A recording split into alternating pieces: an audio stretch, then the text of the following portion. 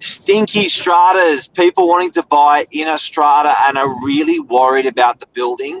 Is it that bad?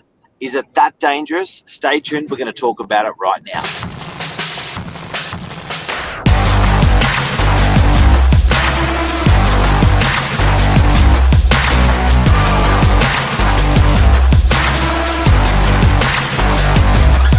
I'm the ringleader, so listen up. Morning, Mark. Episode, see what I did there? 595. Oh, wow. Yeah, 595. Yeah, I thought so. It's only taken 595 times to do that, but that's okay. Strata blocks, how are you, Mr. Novak, this morning, first of all? Excellent, buddy. Excellent. You? Very well. We were just having a bit of a conversation about strata units across the beaches, whether it's a good or bad investment, and there's a whole rabbit hole you can go down. But particularly when talking about when there are issues with strata, excuse me, my husky voice, is strata typically something to be concerned about, Mark, or is it just the norm that if you want to buy a unit, you have to get on board with? It's all over the media the last couple of years, and people have. It's changed. Buildings are getting older. Strata living is a lot bigger than it ever was. People traditionally only bought houses in the 50s and 60s, and as we're getting more metro, people are looking at strata a lot more. Because the building's getting older, stuff's going wrong with them, and because some builders are cutting corners, people are worried about them. Naturally, some of the stuff you see in the media is really spooking people. You're not hearing, and what I am saying to people is, if you consider how many unit blocks are built in Sydney in a year, of course you're going to have, a couple of bad ones, but all you hear about are the bad ones. So it's quite spooky. Yeah, well, you hear stories about what happened at Opal Towers, and I think that is what sticks in your mind. If you're not an investor with units, or if you're not an owner-occupier living in a block, you see that and you think that's one worst-case scenario. But it really isn't as bad as that. Your strata is there to protect you as an owner, to protect all the owners within the building, and for the most part, it's nothing but beneficial. But in the case of when you're buying into a strata block, what steps might you take to have a look and assess the situation around the strata and how it's being run, and what works need to be done, money, etc.? Believe it or not, one of the first things I do, guys, if I was looking at a strata building and worry about the integrity of the building, is I talk to the neighbours. And the neighbours generally don't care, and they're not vested in the deal. So if you're going to ask the owner's always going to paint a rosy picture, but quite the opposite with neighbours. They'll just give it to you straight up. It's always like knocking on a door after 5:30 and having a good old-fashioned chat with people and seeing, what really is the bottom line of the building. Luke this morning has just said assesses communication with the executive committee, and also buy. Look, I think strata, I've never owned building defects. Strata's there to protect you and everyone else in the block. You all pay your quarterly levies. It's down to the maintenance and upkeep of the building. Every building's different. There are ones that do have defects that get fixed. There are ones that things happen to over time. You said a moment ago that there are not very many buildings that are past the point of no return. And I think a lot of people assume that there's an issue, it's as bad as it can be. But we sort of, again, had the conversation. Are we just talking about things that only we understand? But most people wouldn't really have a general idea as to how to look at these things, Mark, would they?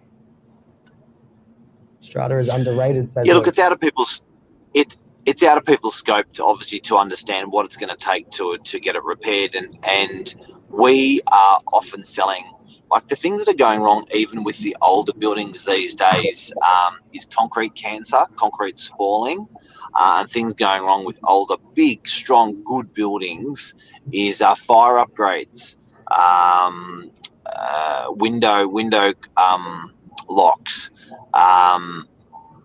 these are huge costs for a prospective purchaser, but they're part of business. They're part of stratas. And James, I think it should be also noted, we were having a chat about, it can be, you can turn it to an advantage, because if you do understand what's happening in the building and why there's more costs coming up, and most buyers can't understand, you can turn that to your advantage. So if someone hears and their ears prick up that there's a 10, 20,000 levy per unit, most people would go, too hard, I'm going to buy something else. Some people may say, man, it's only a fire upgrade. Once that fire upgrade's done, we're good. And what's the worst case scenario that fire upgrade's going to cost? It looks like me, after looking at the minutes of the meetings, it's going to cost 10. I'll try to chisel the owner out for 20, and everyone's a winner. Yep. And also, and you're right, when there are issues, and the agent probably isn't going to be telling each person individually what's wrong with the building. When there's interest shown, you divulge into those details a little bit further. But the buyers can very quickly get scared away from it when you mention there's any issue with strata whatsoever, big or small. And then all of a sudden, as you said a moment ago, that pool of buyers can really decrease. And someone savvy who looks around it and says, this is an opportunity, you can pick up a steal for that as well. So sometimes those ones that have a little bit of work that needs to be done, if you've got the sort of sharp wit on your side, you can probably turn that negative into a very big positive very quickly. Knowledge is the big thing. I think if you've got the knowledge, you've got the understanding, you've got the information to process, you've got professionals that can give you that advice, then, man, I think you're good. Yeah, knowledge is power. Yep. Anything else you would like to mention on the note of strata blocks this morning, Mark? It's one of those things that it's probably a bit of a rabbit hole. People have probably all had different experiences in their own lives with strata blocks, but for the most part, it's something that we have to get used to. There's not more space being created anywhere. The Northern Beaches is one of the places that we're quite lucky that there's not a whole lot of new building and new projects going on, but there are still another 10 or 12,000 apartments that are due to be built in the next 10 or so years across the beaches. They're not 10,000 new homes, they're 10,000 apartments, meaning more strata, people need to be more comfortable, more familiar. Any tips, tricks, hacks? I think the biggest thing out of today is don't let it spoil the broth. So, when you hear of these couple of bad buildings, just bear in mind there are thousands of buildings being built, and you have heard of one or two, and there are thousands being built every year in New South Wales. So I think just be really conscious that, to get into the right building, I think that buying in a bad unit block, if commercially your pockets are being lined better off, then it is worth it. If commercially your pockets are going to get absolutely hammered and you're going to lose money on the deal, and when you bought it, you didn't make that consideration, that's a bad deal. But you can turn lemons into lemonade with bad unit blocks. Not ferociously bad, but I would say it'd be pretty hard to even find one of those, ferociously bad buildings. For instance, we've got Northern Beaches is 110,000 properties there, and there's probably one strata scheme where I would not buy. Out of those 110,000 total homes, there's only one strata scheme of 12 or 24 that I wouldn't buy in. So it's pretty rare, guys and girls, if you to have an unbuyable building that not even an agent or a buyer would buy in, because we know our shit. Yeah. Well, that's exactly what Luke's just said as well. You almost need a strata consultant. Lots of buildings I buy in, others I wouldn't walk into, but for the most part, as you said, it's only going to be a handful that you wouldn't. I reckon that's a phenomenal idea, what he's just said. I reckon that's a phenomenal idea. Yeah. So you've got a buyer's agent, to look after buyers.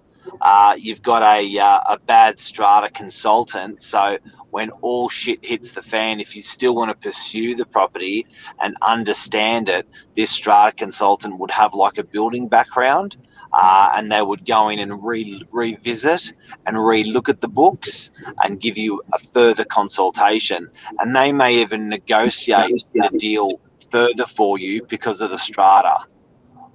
Well, why don't we talk about that a little bit, Mark, where there are issues in a strata block, but you still want to buy the unit, but you know that there are funds to be spent in the future.